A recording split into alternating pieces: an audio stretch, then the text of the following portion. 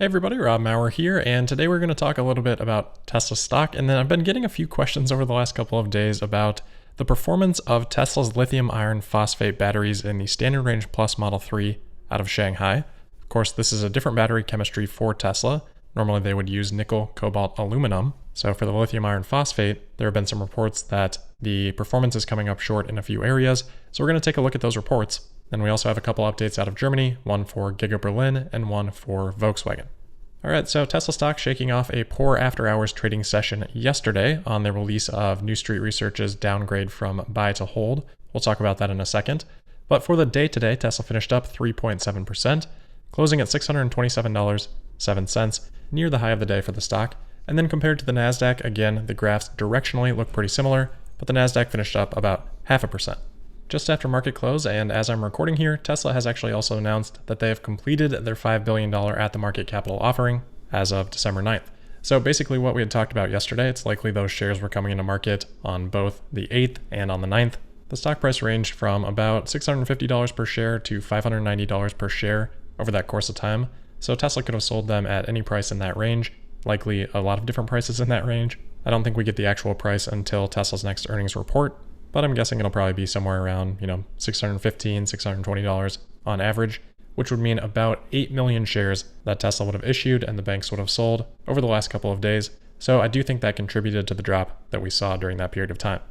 Taking a quick look at volume today, again, a relatively higher day for what we have seen for Tesla since the S&P 500 announcement, about 65.5 million shares traded hands on the day.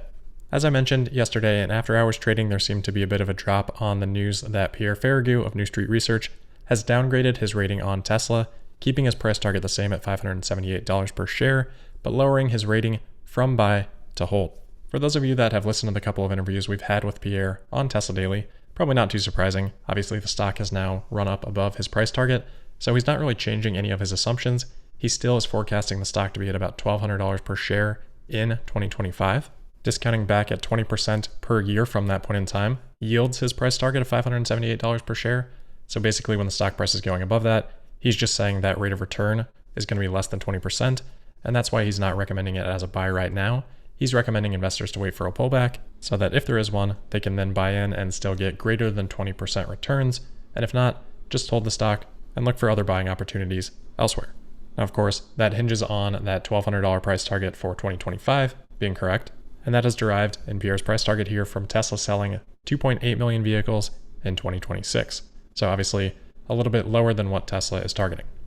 All right, the main story that I wanted to get into today, and this is a result of some questions and comments that I've gotten over the last couple of days, is on the Shanghai-made Model 3 Standard Range Plus with lithium iron phosphate batteries, which Tesla has just started producing and delivering over the last couple of months. So for some quick background on lithium iron phosphate batteries, there are a couple big advantages. Number one being the cost. They are lower cost than what Tesla would normally use, a nickel-based cathode chemistry, and they are also cobalt-free. However, on the downside, they are lower in energy density, which is obviously a critical component of electric vehicle batteries. So the reason Tesla has just now started to use them is because battery technology has advanced enough and the actual non-battery related efficiency of Tesla's vehicles has progressed enough where now they can get an acceptable range using a lithium iron phosphate battery. So the Standard Range Plus Model 3 out of Gigafactory Shanghai is the first Tesla vehicle to use lithium iron phosphate, but at Battery Day, Tesla did talk about how that is part of their long-term roadmap for their vehicles that don't need maybe as much range or performance. Using multiple chemistries also has the benefit of diversifying the supply chain, which could be a big constraining factor for Tesla over the next decade. So anyway, Tesla has started to produce and sell these lithium iron phosphate Gigafactory Shanghai made Standard Range Plus Model 3s. On the Tesla China website, they list the range at 468 kilometers, about 290 miles, but that is on the NEDC test cycle, that's my understanding, and notoriously, the NEDC test cycle overestimates range for electric vehicles. How ranges all compare under different test cycles really depends on how the electric vehicle is optimized, and that's no different for an EV than it would be for an internal combustion engine vehicle. It's just that people pay more attention to the range and efficiency of electric vehicles. So now that these Model 3s are starting to be delivered, people are understandably very curious about how the battery performs, what the range looks like, and over the last couple of days, there have been quite a few articles that have come out saying that the winter performance is particularly bad for the lithium iron phosphate batteries. There have been some conflicting reports on charging rates, and then there's this article out there that talks about how Tesla didn't test these battery cells long enough before they implemented them into the product. All right, so let's take a look at this, figure out what's going on here, see if there are really issues with this lithium iron phosphate battery chemistry, because obviously that would be a pretty big deal if there were. From what I can tell, all of these different articles seem to be citing one article out of China as a source from d1ev.com. So looking at this source article, we are working off Google Translate here, but I think we can get the gist of it. They're talking about new lithium iron phosphate battery owners, and they say, quote, "Many car owners soon discovered that there was a problem with the lithium iron phosphate battery. In winter, the battery life shrank severely, and it could not be fully charged to 100%, but they still need to follow the official guidance to charge it once a week." End quote. Okay, so battery life shrank in winter and then could not be charged to 100%. So they go on to say that a Beijing-based lithium iron phosphate Model 3 owner said that under the current weather conditions in Beijing, they are generally driving short trips with their Model 3 in the city. They say that they've parked in the basement at night, parked on the ground, I assume on the street during the day, and that when they fully charge, they'll see a displayed range of 420 kilometers, but after driving just 241 kilometers, the battery is showing only 5% left. So they're presenting the problem here as the rated range being 468 kilometers, but it's only showing 420 kilometers on the actual vehicle, and then when they actually drive, they're only getting about 250 kilometers of battery life. And remember, this is in what they said were short trips in winter conditions.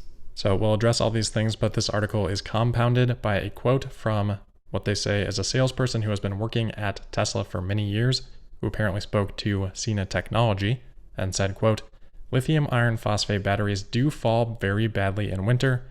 After a good customer bought it, he's almost mad at me now," end quote. Okay, so far we have one customer that is getting just over half of the rated range, about 250 kilometers versus 468. And then we supposedly have this Tesla salesperson saying, oh yeah, lithium iron phosphate batteries are bad in winter.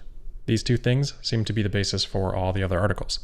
All right, so a number of points I want to make here. The first is that we should not be overemphasizing a report from one individual. If people are aware of similar reports from someone else, please let me know.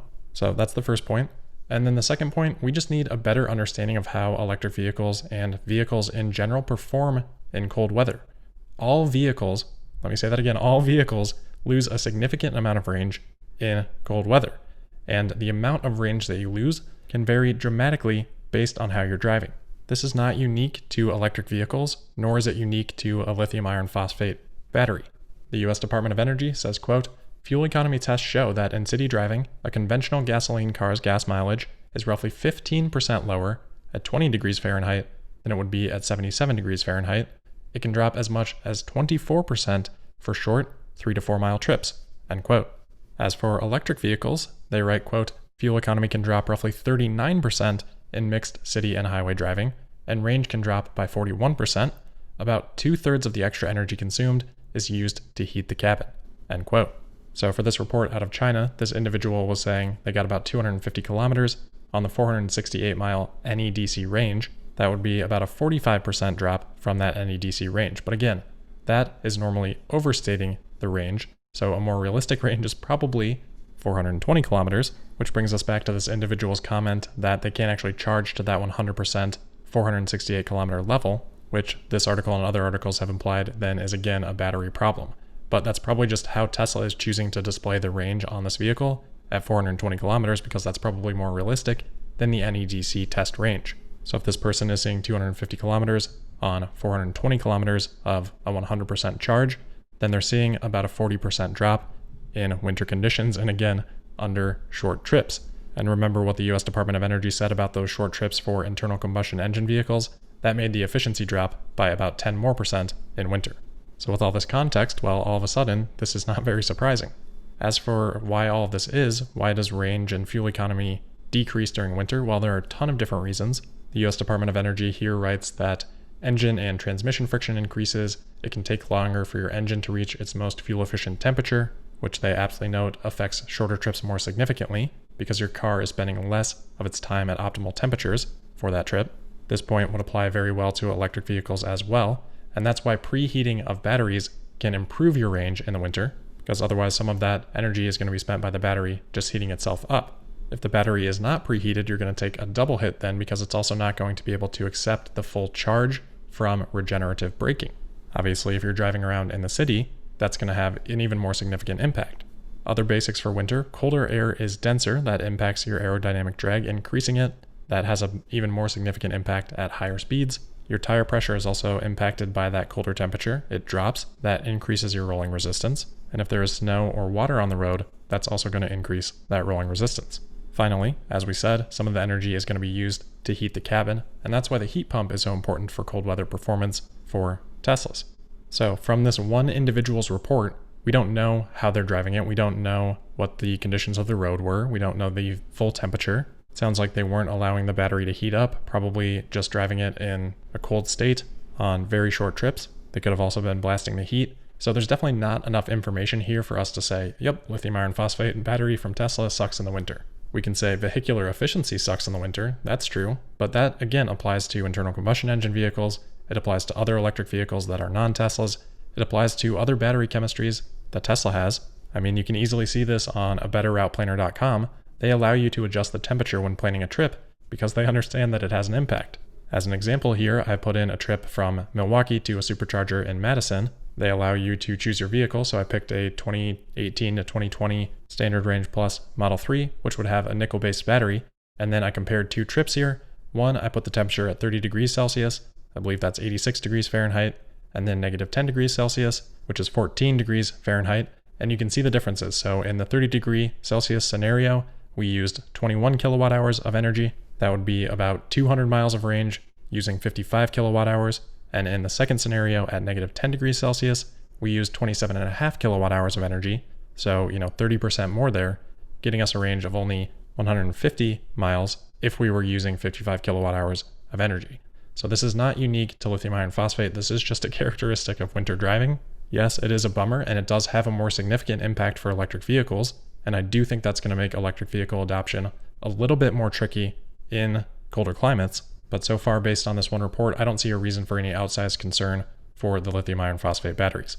Now, maybe we will get more or other reports that could change that. I'm not suggesting that's an impossibility, but so far, this report to me is pretty meaningless, and especially that comment from this Tesla salesperson saying that these batteries in particular are bad in the winter. I don't think that would be an approved communication from Tesla corporate.